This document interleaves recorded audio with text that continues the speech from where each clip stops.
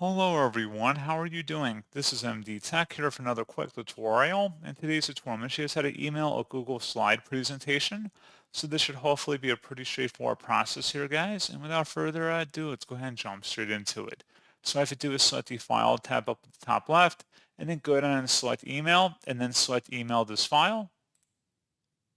And then you can email it to anyone in your contact list, or you can copy and paste an email address in here too. You can check mark if you want to also send yourself a copy, as well as adjust the file type down here. And that's pretty much it.